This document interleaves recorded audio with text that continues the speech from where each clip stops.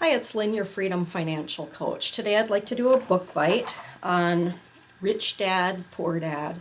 It's a book written by Robert Kiyosaki. It's an older book. It's a book that I have liked and a lot of people like. It's about Robert's experiences with his actual dad, who was an educator. He calls him his poor dad.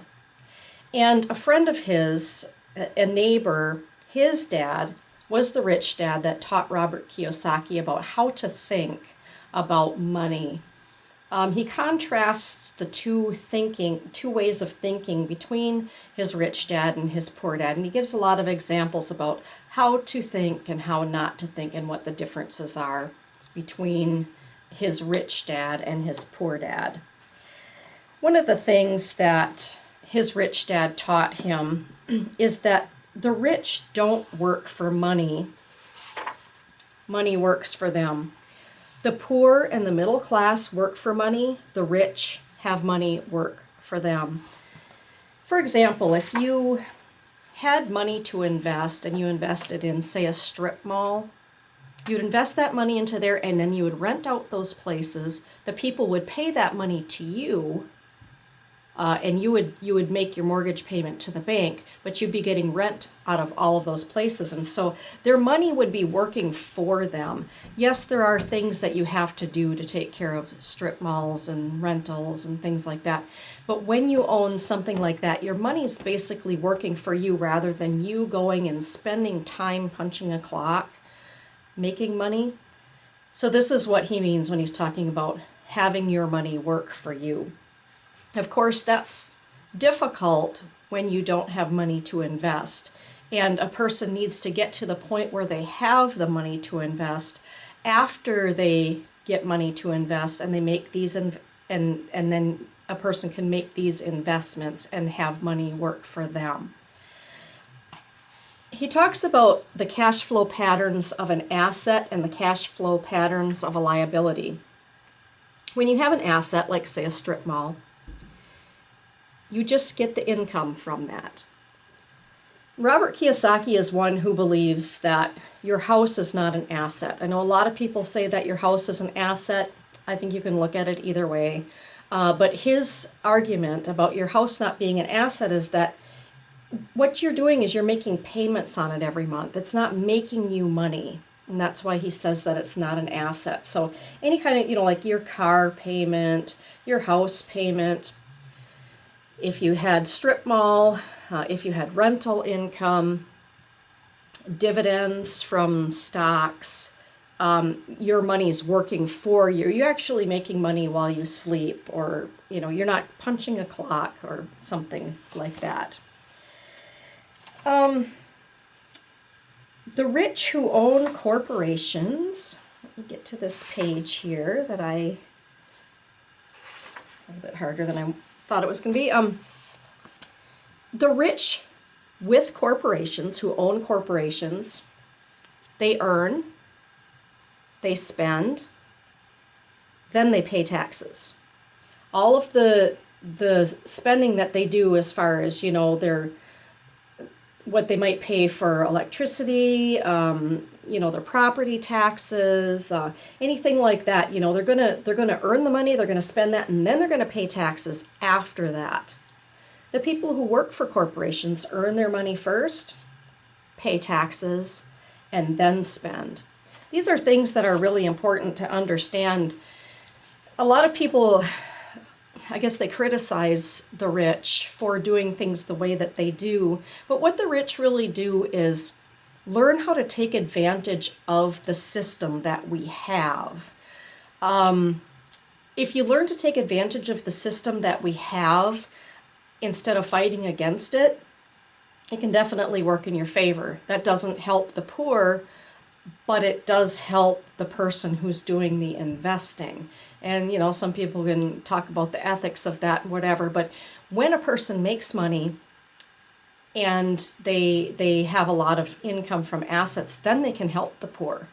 They can help the poor, and not just by going to the voting box and checking a box and saying, well, I've helped the poor because I voted for this party or whatever the case may be. They can actually write a check and help the poor.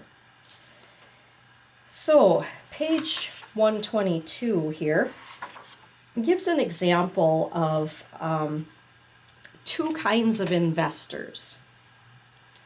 Number one, the first and most common type are people who buy a packaged investment. They call a retail outlet, such as a real estate company or a stockbroker or a financial planner, and they buy something. It could be a mutual fund, a right, a stock, or a bond. This is a good, clean, simple way of investing. An example would be a shopper who goes to a computer store and buys a computer right off the shelf. It's kind of like that. The second type of investors are those who create investments. This investor usually assembles a deal, much like there are people who buy components of computers and put it together. It's like customizing. I do not know the first thing about putting components of a computer together, but I do know how to put pieces of opportunities together or know people that do. And creating an investment opportunity for yourself is an amazing way to be more like rich dad than like poor dad. If you want to be the second type of investor, he says, find an opportunity that everyone else has missed. Raise the money to make it happen. And outsmart smart people. So that's just a few ideas here that he has of doing that. He talks about ways to create money, and there are awesome ways to create money. So think about it this way. If you're going to a job where you clock in, you're going to spend a certain amount of hours making, say, $20,000. Figure out how much time it would take you to make that $20,000. Then he talks about this. There was a cute little 2-bedroom home with gingerbread trim on all the windows. It was a perfect rental house. I gave the owner $5,000 down for a $45,000 house that was really worth $65,000, except that no one wanted to buy it.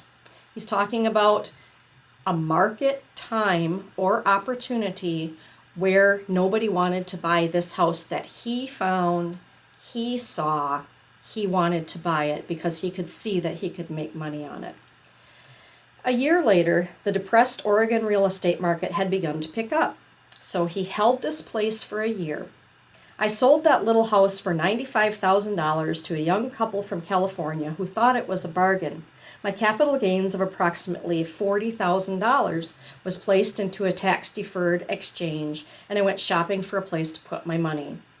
So he made that money, and then he went to reinvest the money so he could make even more money. I talked about how long it would take you to make $20,000. How long would it take you to make $40,000? He made $40,000 in 1 year by buying a property, holding it, maybe he did a little fixing up, I don't know, selling it. In a year's time, he made $40,000. So this is the example of the kind of things that people do when they have money to invest. The problem is, well, how do I find the money to invest? That's the problem for a lot of people. Overcoming obstacles. Here are some of the obstacles that people experience. One is fear. One is cynicism, laziness, bad habits, and arrogance. I'm afraid to invest my money. That would be an example of fear.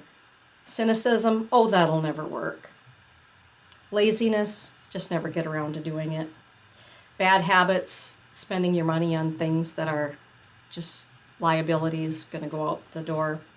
Arrogance, I don't know, I can do that any old time, or whatever the case may be. So Robert Kiyosaki's advice, and my advice, and many people's advice is, don't learn to work, work to learn.